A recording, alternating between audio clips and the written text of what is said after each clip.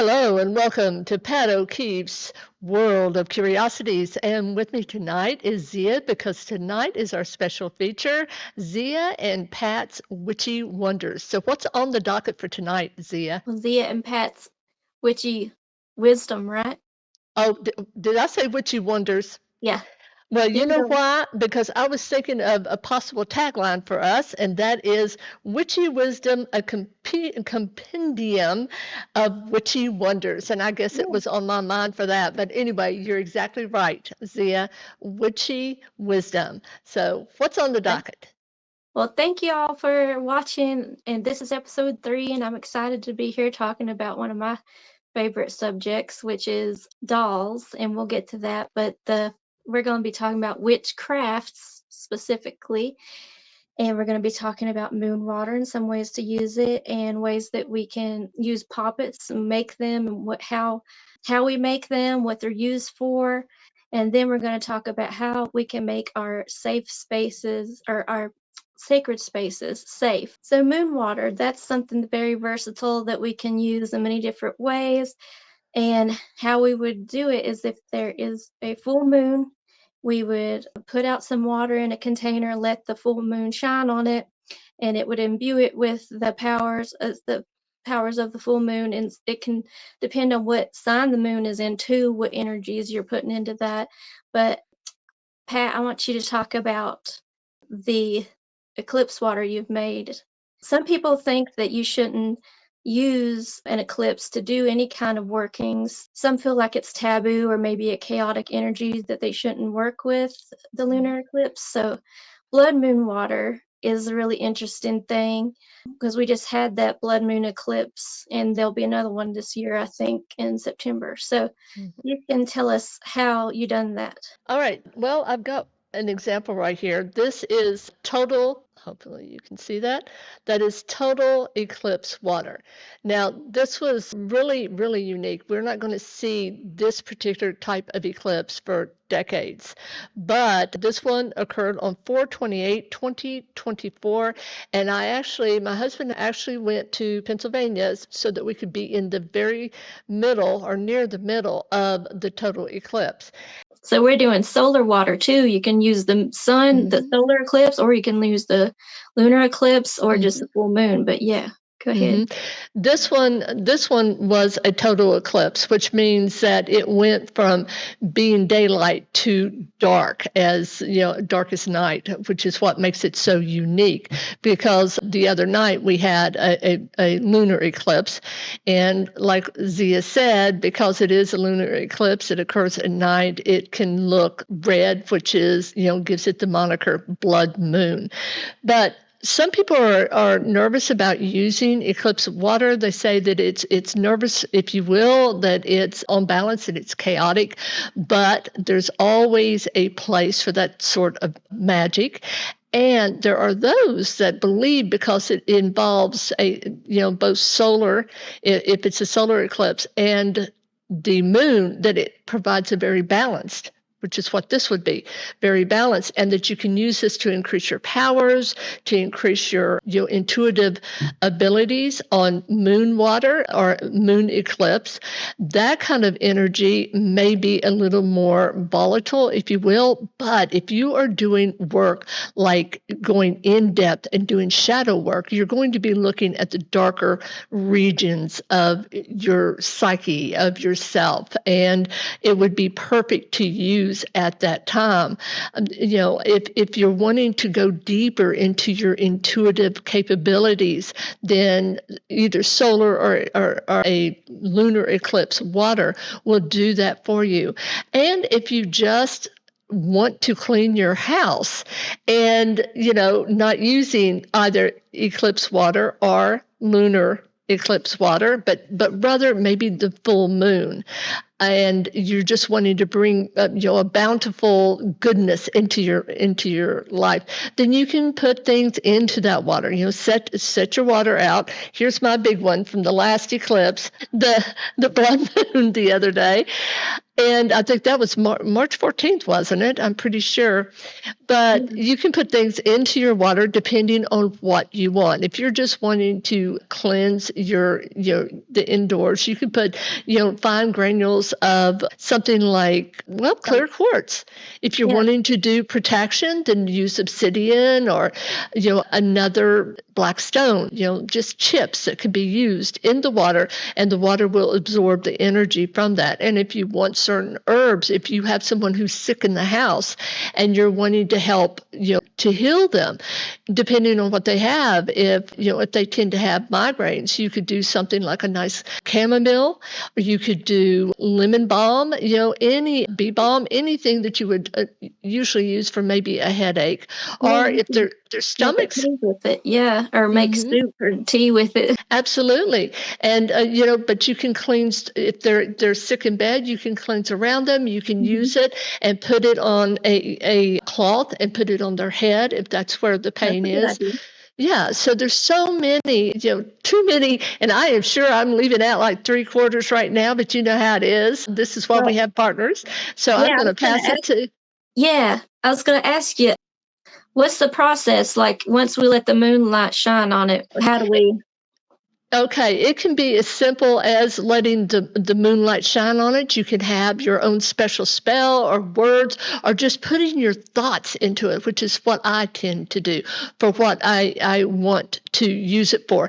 Now, eclipse water is so powerful, it really is. It's a different kind of energy that I usually just ask, for protection at that point, that the water will be used for the purpose that it will be used for. So I leave it kind of open, if that makes sense.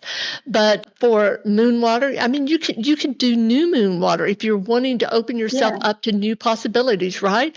So all of the phases of the moon, you could have your pot of water outside. Now, one thing, and I did not know this, although it was in the back of my mind, because I had actually put my big jug of water where it was out of the rays of the sun, but make sure that when you've captured the energy in the moon water and you bring it in, if it's moon water, make sure that the rays of the sun don't touch it. So put it behind something or put it in in jars. I put this into a dark jar right away for this. And it was so funny, guys, because I wanted a big jug of that water too, because this isn't going to happen for decades. Went all the way to Pennsylvania, and this is all I got. Why? Because I had a hole in my big jug. And that's plenty. By the time I got it in, but I like to share. It makes it more special. And she shared some of this eclipse water with me, and I really appreciate that. I'll be thinking on ways to use it. But I think you covered most of the ways that we can use moon water, but I'm sure many people could come up with their own thoughts on that as well, and share it with us if you have some, ideas that we didn't cover. But you can make a potion with it after the fact, after you've captured those energies. But do you want to move on to the next? Yeah, let me think if there's anything else. I do want to mention that the moon itself has been part of who we are for eons. For the first man steps out of the cave, or the first woman, and they look up and at night and they see that moon, and it has held a very special place, right? And one of the things that we have to look at are the old gods. We have Selene and oh wow, this is terrible. My mind just went boing. But there's even an Egyptian god of the moon. So the moon is all. I know. I should know this, but it'll come to me. But this whole idea of worshiping the moon, because the moon provided light at night. I mean, in a time where light was precious, and it's almost on a genetic level with us. Most of us, when we walk outside at night, we automatically look up to see what phase of the moon is in, unless it's completely black, and it's almost like and a dark moon. I was born under a dark moon. And that is considered the Hecate or the Hecate. There's so many ways I've heard, but we call it in the hills Hecate. It's called a Hecate moon. And if you will remember, she is considered a triple goddess by many, although there are anthropologists that say that, well, she was a singular goddess and that kind of evolved. So I think, the way that she's a very powerful energy. And what's interesting, of course, is that she is the goddess of witches. She is the goddess of the underground, in other words, the other world, spirits, ghosts, that sort of thing. She's the goddess of the crossroads. And if you think about, her equivalent would be almost like Baron Samedi in voodoo, because he guards the crossroads between life and death, as did she. So you see, even when the moon isn't presenting itself, it's still this incredibly powerful energy that is having impact on us, on our culture, and the way that we think about things. Is that she has had this, and I do call her a she, even though there is a god of the moon. Oh, yeah. And some people say it's the man in the moon, or there's a rabbit in the moon, which I can see that. But so I just wanted to wrap up with that and just talk about the importance of the moon for us. I was going to say, the moon is, we've known that as to become a feminine sign, whereas the sun is masculine, and you were talking about Hecate, and she's become the triple goddess. That's why she's associated with the moon too, because of the phases it goes through and everything. Then I've also heard of Diana and Selene, like you said, a goddess of the moon, and people also associate that with Artemis as like the goddess of the night, and the hunt. And her plants are the artemisias, which is like mugwort and like mugwort and wormwood and stuff. And sorry, my cat was scratching. And so that was like that kind of like ruled over women's health too. So and we know the moon's like on 28-day cycle, and that's the females, our cycle is on that, the moon cycle. But yeah, we could. And one more thing I'd like to mention too, how powerful she is, and the force that she graces us with. And that is, let us not forget that without her, we would not have the tides. She has such a powerful force on our planet that the tides ebb and flow based on her energy and the phases that she is presenting. And I find that interesting to think that, man so very early on knew how powerful this energy was. And, we've heard they used to call asylums, lunatic asylums or sanatoriums lunatic, right?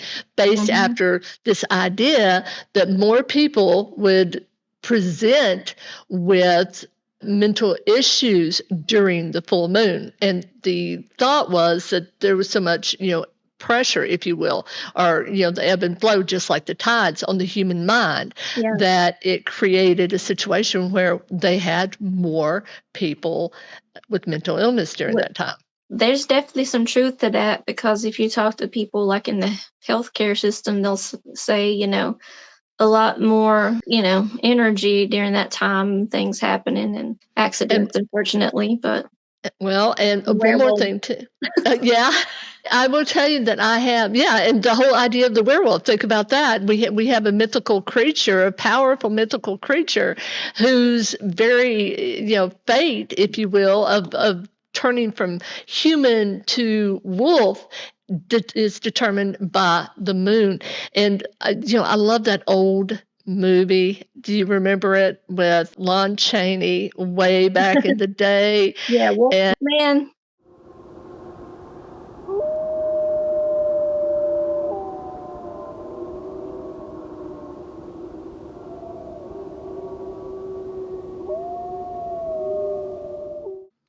So that's why we use lunar energies for workings, because of all these reasons. But so that's one of the witchcrafts that we can do, is make moon water. And then the next one that we're going to talk about is dolls, poppets, voodoo dolls, doll babies, I've heard them called, spirit dolls, mojo dolls, good juju dolls.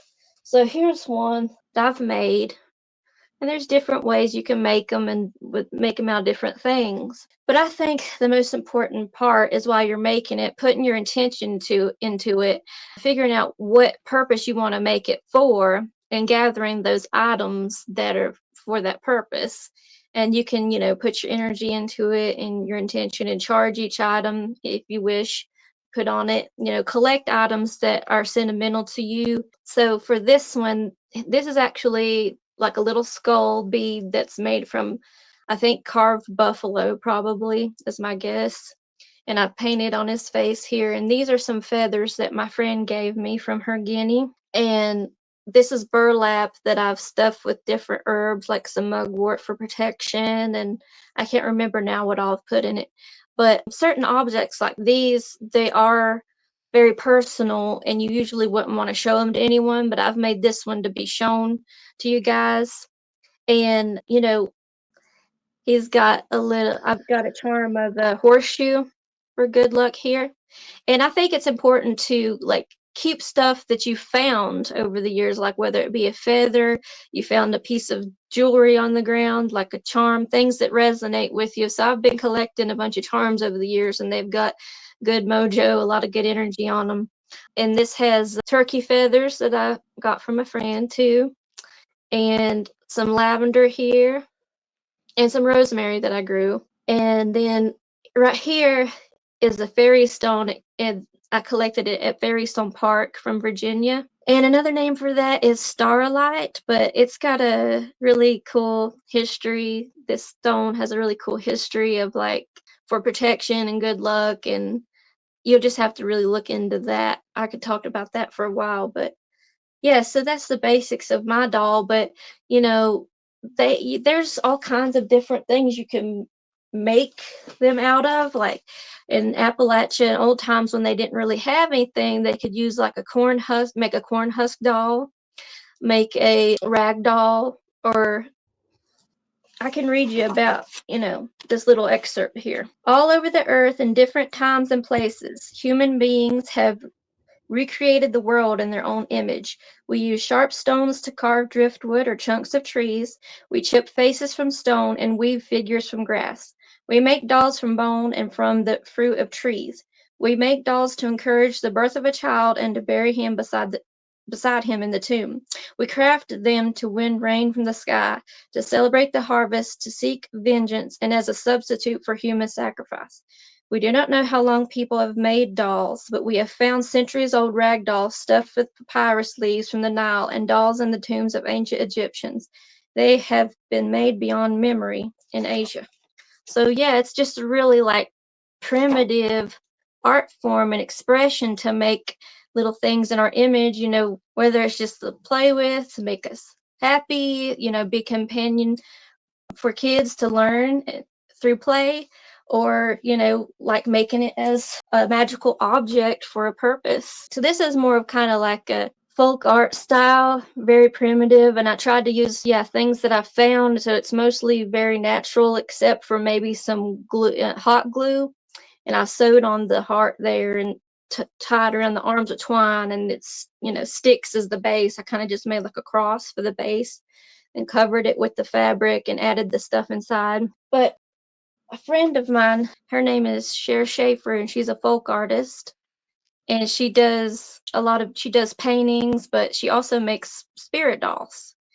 And she likes to make them from clay and beads that she's found, sourced from all over different places that have a lot of good energy on them. And sometimes she makes them out of fabric too and paints on the fabric. What else was I going to show? Do you have pictures of that? Something else I was going to say. Oh, yeah. And so once you've made your doll and imbued it with your energies, you would add, this is what I asked Cher how she does it.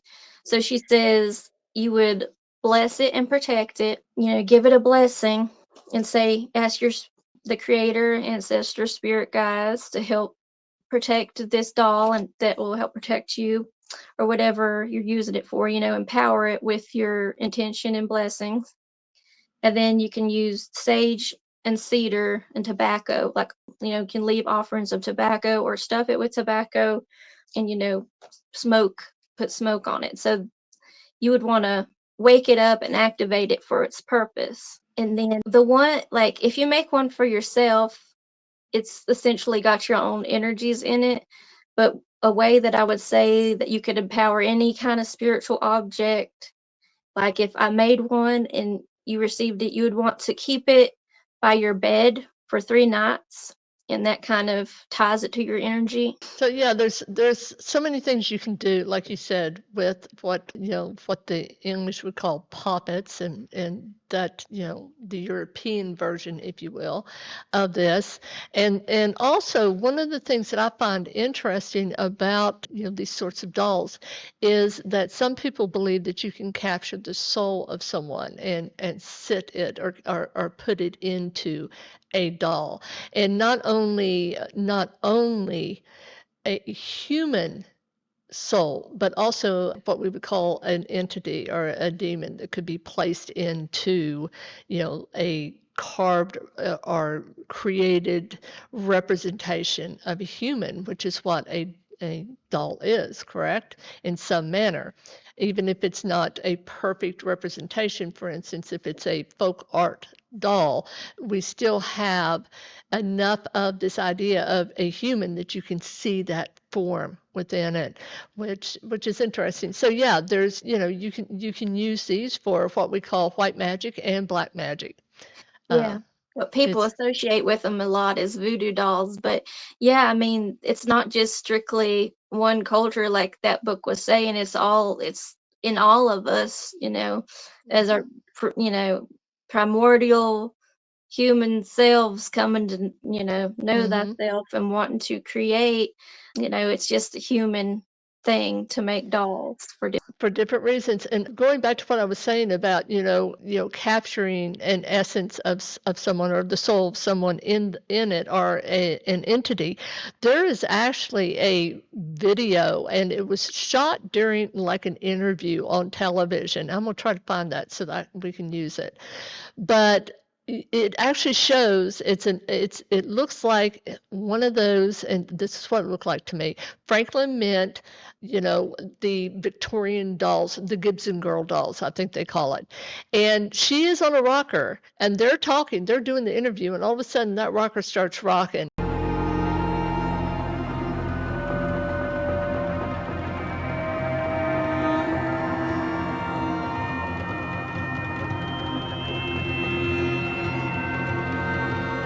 And this was during a television interview, which I Oh, found wow. fascinating.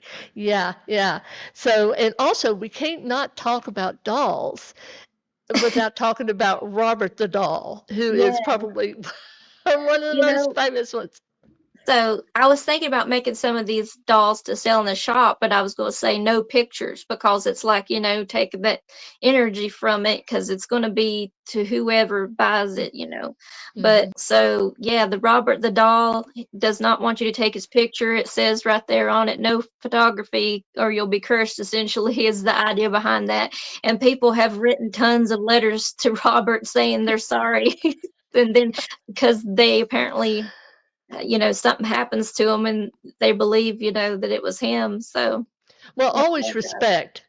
Always, whether you believe in things or not, always respect the person who does believe in it, and who owns it. So if you're taking pictures of something that is owned by someone else and they've requested nicely not for you to do that, you're really rude. And I know people are just they're crazy about their 15 minutes of fame right now. It's insane, right? And so they're willing to break rules, if you will. Well, when you do something like that, don't be surprised if you get surprised. So, I don't mean obey all the rules, but if there's something that has to do with spirit in any form, then my suggestion to you is respect the practitioner or respect their belief, because you have no idea whether yours are right, theirs are right, or no one's right, or there's a combination of all, which is what I kind of believe. So yeah. Okay, and let's talk before we get away. Let's talk about some of the puppets and dolls that are in our modern culture, in our media and our movies and So I mentioned you mentioned Robert, and Robert has a wonderful history. I'll let you all, there's Google for a reason. Robert the doll, and he's down in Florida. I think he's down on, oh, where is it? The Keys, And there's Key also, West. Annabelle that looks like it is a Raggedy Ann doll, but they Mhm. say she's a haunted doll. Mhm. And I don't think that either of these dolls have been necessarily imbued with a spirit that I know of by a person. They're just haunted for whatever reason. But I'm Well, sure, yeah, Annabelle's supposed to be evil, so maybe there's an entity involved. But I will tell you, that was the Warrens. And, yeah. if you're in the paranormal field, you probably don't know who they were, but they were Ed and Lorraine Warren. They were some of the first people very early in the real paranormal field that was doing investigations. And they did the Amityville horror house, as they call it, but the Amityville house. They shot a picture, and it looks just like one of the little DeFeo kids that had been murdered or Oh, unalived in the house. Yes, that's who they were kind of titans for some folks and definitely a point of reference to new people coming into the paranormal field. So yeah, you mentioned Annabelle. Oh, I got to mention this, Zia, because this one, I'm sorry, this one made me chuckle. Okay, there was it was called the Trilogy of Terror. Yes, I'm old. The actress's name what was her name? Her last name was Black, Karen Black. Anyway, this was one of the three little, chapters, if you will, within this film. you're editing And this in right. Good. that's right. And it was called Amelia, this chapter.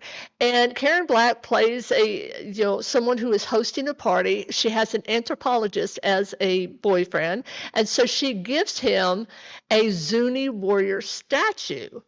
Unfortunately for her, the spirit that is within the Zuni warrior statue is called the hunter, or the hunter who kills, the hunter who kills. And so she starts being attacked by this doll. Now I'm going to tell you, by today's standards, you're going to hee-haw if you see it. It's kind of funny, but at the time, it was kind of terrifying. So that's an old movie. If you haven't seen it, Trilogy of Terror. Amelia is this particular chapter, and I want to mention one more because I know you want to mention the last one because there's so many. There's more than you think when you start doing your research. But the one I want to mention is Megan, Advanced Android Doll. And the reason I want to mention that is because this is frightening in that this is the future. Look how fast we are creating our replacements, so to speak, that they are going to be so perfect at some point, you will not know the difference between us and them. It's an interesting concept. The name of the movie is Megan, Advanced Android Doll. Unfortunately, in the movie, they've got to have, they have to have that interest, and it is a horror movie, so of course she's evil. Seen that one yet? Yeah, that one's good. But Now, sorry, go ahead. no, I was going to say, now the last one you had mentioned, which is like a classic, and The Puppet Master yeah, just the other day. That's probably the reason why people are really scared of dolls. But yeah, I'm a doll collector, so I have all different kinds. But also in my escape room, I had a haunted mansion sort of theme, and there was like a wall of objects, and so you had to look at the wall and then read off of a thing, and you're trying to match what you see to what you're reading. And so there's just all these different objects, and one of them's this little doll. And so I'm behind the wall where they can't see me. And then so once they say that certain cue, I've got this very strong magnet attached to the doll, and I pull it up, and they like screaming and running. Some people didn't have that much of a reaction, but it was always hilarious when they were freaked mhm. out by it. And And also, one thing that you were talking about in pop culture and the like, specifically like a voodoo doll type thing. mhm. Of course, the Witches of Eastwick, they had made that wax doll of the Jack Nicholson's character. I think his name was not, it's, like a demon name, Damon or something like that. But yeah, and they put the pins in it, and that was a great scene. I love that movie. It's so wild. I love that movie too, and they did call him up because that's another thing. We're our next segment, and I'll let you get into it, is about that. It's about making your sacred space safe. So what they conjured up the perfect man for them. Unfortunately, they he wasn't a man. Yeah, that's So right. yeah. So we're talking about some ways we can make our sacred spaces safe. So, when it comes to protection, I think on your whole home, you should have a ward, put wards at your entryways. So you could even use like a doll like that to make a ward out of it. Or just use like what they would call, not a gargoyle, but what's the other thing? Oh, it's not grimace. I'm using the wrong word. Y'all tell me what word I'm thinking of. What It's not a what is it in gargoyle, rep? but it's the other thing. It's like a scary face, so you could make you like a ward with that to protect your sacred space. And there's lots of different things you could do, really. I was gonna say, earlier what happened while we started talking, my cat had walked across here when me and Pat were talking earlier, and she singed her little belly hair on my candle. So that's one thing. Make sure your cat's not jumping up where your candles are. I'm always really careful of that, but I didn't realize it, and I was like, oh no. So, but she's fine. But always watch your candles. When you start a candle, light a candle, it's like you have like a little thing that you've created, that flame, and you are responsible for it to watch it and make sure it doesn't get out of control. And before we close this section, I'm going to say I looked it up real quick, and it was Daryl Van Yeah, Horn. Daryl. It's Daryl. Okay, that was, but yeah, Van Yeah, Horn. Van Yeah. Horn. I love it. And I'm like you, I really love that movie. And I love Puppet Master. And because if you go back, if you remember, he was very protective of the children, at least in the first one. And remember the stepmother and the father and all it, but anyway, just a really interesting movie if you haven't seen it. All right, so going back to keep your sacred space safe, make sure when you're in your sacred space, however, and some people will take a besom or a broom and they will go, in clockwise position, if you will, and sweep around and get everything negative out. Some people will use salt only inside, by the way, so you can sweep it up later if needed. But it's a protection. It's a ring of protection around you as you are engaged in your spell work or your magic. And so outside you can use, as Zia said, call the quarters. Ask. You can have mythical creatures because when you think about it, the salamanders to the south. We've got the trolls to the north. We've got fairies to the east, and I forget because I'm in front of a camera. Probably. It's water, so it would be Okay. something like mermaids or Yeah, that's mer right. creatures. And I'll say mer creatures because there's more than just the maids or Yeah. So yeah, I mean, I always think, what was it? Golly, it was the sirens, remember, that would Uh-huh. lure the sailors to their doom. So, there's more than just the mythical, obviously, much more than just the kraken and the mermaids for water. There's much Yeah. more than that. All right. So we've got all of these, and keeping your sacred space safe. Also remember, watch what you ask for. People, want love. I know this. And Zia and I were talking about this earlier, and Zia, I'll let you chime in just a second. But if you are doing a love spell, make it for the person that is right for you. That's how you phrase this. Draw the person that was meant to complete you. Spirit knows what you need. You know what you want.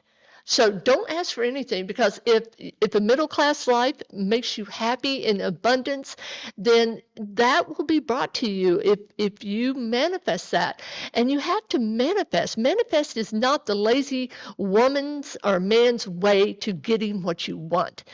It's simply focusing your intellect, your energy, and focusing to the point that you bring that to you. Now, is there magic involved? I believe so. because I did a love spell, and I was 56 years old, and I was being told that I had more chance of getting struck by lightning. No kidding. I read that. Okay. So I did my spell, and I asked for the right person to come to me, the Yeah. one who would fulfill me and make me happy and whole.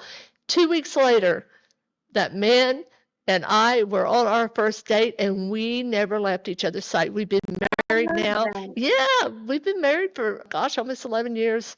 And so, Yeah. yes, I love this man to death. And I found true love at a later age. So, ladies, I don't care what your age is, remember that. If you have your hat set on someone, I mean, nobody knew who the bind, torture, rape guy was. I mean, he was a deacon at his church. My point is, you don't know this person. You don't know if they're a fit for you. Usually we get it's not love, it's infatuation, it's obsession. If you want love, give it over to a higher spirit.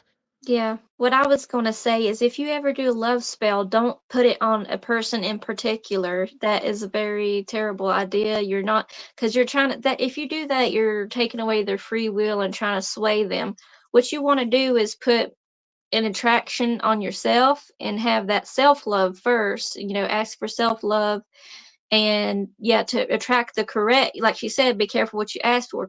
Attract the correct lover, for your energy, and meet you where you're at in that time in your life, because that's definitely not something you would want in your safe space, as someone that would be manipulative, and have all these different bad traits. That would definitely ruin your safe sacred space, and it wouldn't be safe for you anymore. But yeah, definitely, yeah, don't try to have a particular person in mind, because your thoughts are very powerful too. Remember that. And But give yourself time. If you've broken up with someone, and give yourself time to heal. You were talking about self-love.